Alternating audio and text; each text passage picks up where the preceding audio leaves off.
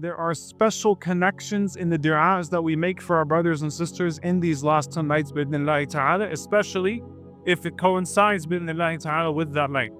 And subhanAllah, as the Imam was reciting, one of the glad tidings that we take from the Quran, because Ramadan is a month of glad tidings. The scholars say, look, Surah Al-Ahqaf is the call. Surah Muhammad is also known as Surah Al-Qital. After the call, there's the battle. And after the battle, there comes Surah Al-Fatih, comes the opening. And so even in the way that the surahs are in the Quran, the call, the battle, the victory, we are an ummah that believes in victory. And we believe that victory is inevitable because we're calling upon Allah subhanahu wa ta'ala Al-Qadir, Al-Muqtadir, Al-Jabbar. We're calling upon Allah subhanahu wa ta'ala who has guaranteed it, but on His time subhanahu wa ta'ala. Now, what do we do with the people of Gaza and this cause in these particular nights?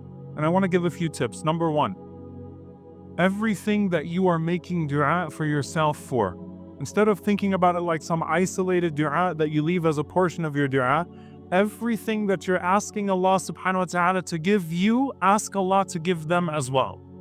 We don't want to have that separation in our priorities to where we make our personal du'as and we exert ourselves and then we throw in the cause of Gaza or the cause of the oppressed as just something that we tag on to the end. You're asking Allah to sustain you, ask Allah to sustain them. You're asking Allah subhanahu wa ta'ala to allow you to conquer your personal circumstances, let Allah subhanahu wa ta'ala, or ask Allah subhanahu wa ta'ala to allow them to conquer their obstacles as well. Everything you're asking Allah for, the removal of ham, the removal of stress, ask Allah subhanahu wa ta'ala to give that to them. You're asking Allah for acceptance for yourself, ask Allah to accept them as well. That every single person that has died in Gaza is granted shahada, and that every single person who has been injured physically or emotionally or mentally is compensated with their share from Al-Jannah. Allahumma ameen. So that's the first thing. And this is something, subhanAllah, we had a webinar very early on with Sheikh Tahar Wayed where we looked at ways to make dua for the people of Gaza. Every dua in the Quran that you make for yourself, you can make for them. So, رَبَّنَا أَفْرِغْ عَلَيْنَا صَبْرًا وَثَبِّتْ أَقْدَامَنَا وَانصُرْنَا عَلَى الْقَوْمِ الْكَافِرِينَ. O Allah, pour upon us patience and make our feet firm. Say, رَبَّنَا أَفْرِغْ عَلَيْهِمْ صَبْرًا وَثَبِّتْ أَقْدَامَهُمْ وَانصُرْهُمْ عَلَى الْقَوْمِ الْكَافِرِينَ. Right? By simply replacing the dua for yourself and making it for them instead. رَبَّنَا آتِهِمْ فِي الدُّنْيَا حَسَنَةً وَفِي الْآخِرَةِ حَسَنَةً وَقِهِمْ عَذَابَ النَّارِ. Give them a portion of your dua by allocating some of it to them every single time you make dua for yourself. But subhanAllah, here's what I want you to pay attention to with Laylatul Qadr. And I was thinking about all the ways that our du'as for Gaza relate to the moment. Laylatul Qadr is a night of power. And you believe as a mu'min that Allah subhanahu wa ta'ala has power over all things. So call upon Allah subhanahu wa ta'ala with His names and attributes of power, that Allah subhanahu wa ta'ala overcome those who think they have power. Number one. Number two, the notion of the future. Laylatul Qadr is a night in which we seek Allah subhanahu wa ta'ala's blessing for the year to come. And when we call upon Allah subhanahu wa ta'ala with His power and for the future, those are two things that are deeply intertwined with the moment that we are in with our brothers and sisters in Palestine right now, and in Sudan, and in Congo, and in Yemen, wherever they are, subhanAllah, the oppressed, and in Syria, and in Somalia. Make dua for them, dear brothers and sisters, and know that Allah Azza wa Jal has the power, and that Allah determines the future as well. His power overcomes the present, even if you don't see it. His future is inevitable, even if others think they control it. It's only a matter of time.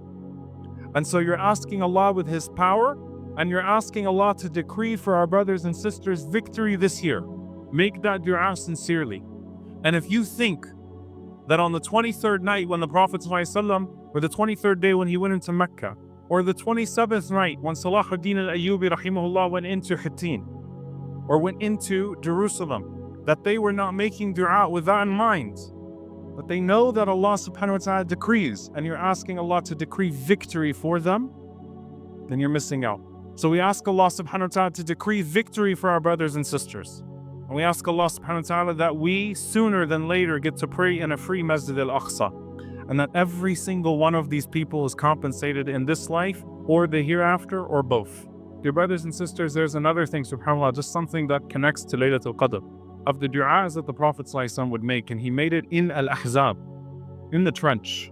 And subhanAllah, I was thinking about this, and it didn't only occur to me this year. شهر رمضان الذي أنزل فيه القرآن. When you talk about the greatness of Allah and what Allah has done for this world and the quote-unquote impossible feats that we attribute, right? The miracles, Allah subhanahu wa ta'ala says this is the month in which He revealed the Quran. Laylatul Qadr is the night in which Allah subhanahu wa ta'ala revealed the Quran. And the Prophet ﷺ, when he raised up his hands and he called upon his Lord who saved Abraham from the fire, his Lord who saved Moses from the sea, from the Pharaoh, his Lord who saved Ayyub alayhi salam, all of the Prophets alayhi salam, Yusuf alayhi salam from the well and then prison and slavery. When he called upon Allah Azza wa Jal with all these attributes, what's the first thing he said in Al-Ahzab? Allahumma munzil al-kitab. Allahumma munzil al-kitab. Oh Allah, the one who revealed the book. Imagine you making this dua, you calling upon Allah with this dua on the night that He revealed the book. You're certainly doing so in the month that He revealed the book. Allahumma munzil al-kitab, sari' al-hisab, mujri al-sahab, hazim al-ahzab, ihzimhum wa zalzilhum. Memorize this dua, inshaAllah ta'ala.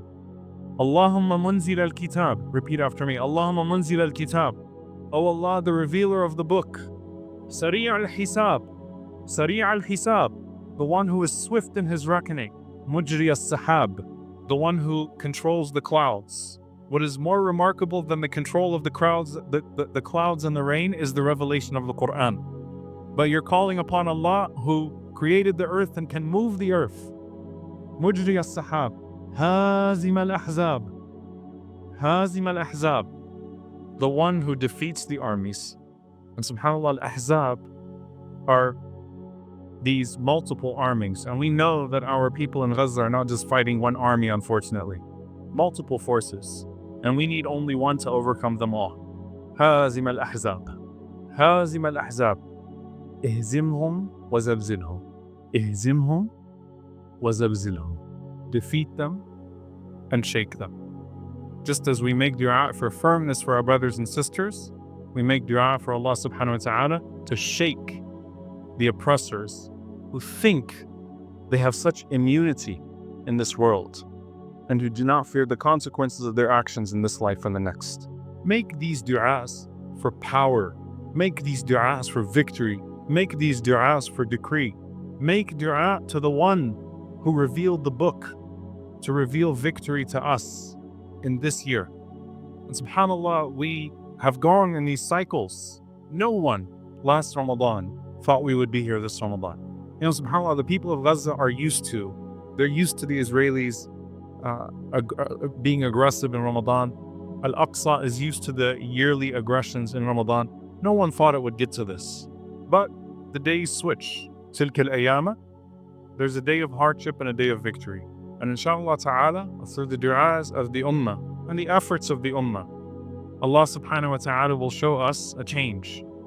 But it needs you, dear brothers and sisters, to make dua as if the world depends on your dua. And that's the last thing I'm going to say. Make your dua so sincerely as if the whole world depends on your dua.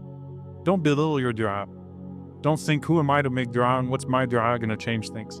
Make dua as if it all depends on you. As if your dua, because you're calling upon Allah subhanahu wa ta'ala who controls all circumstances, as if your dua can change the world because it can. So this moment and these nights, dear brothers and sisters, bring them in. Bring them in. Don't isolate them. Don't leave them to your last sajda when you're barely awake. Bring them in.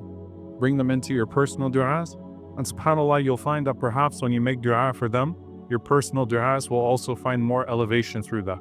And you'll find that the things that you are so stressed out about and asking Allah subhanahu wa ta'ala for on a personal level are really not that important to you right now. And I hate to put it that way, but it's important as well. Why is it that we cry and we push ourselves and we move ourselves so much when we're making dua for something for ourselves? But for our ummah, we can only spare a few words. Exert yourself And inshallah ta'ala, this will be a year of victory bi'idhnillahi ta'ala. And this will be a night of victory bi'idhnillahi ta'ala. We ask Allah subhanahu wa ta'ala to give our brothers and sisters victory. We ask Allah subhanahu wa ta'ala to feed the hungry. We ask Allah subhanahu wa ta'ala to heal the wounded. We ask Allah subhanahu wa ta'ala to protect the children and the innocents all over the world.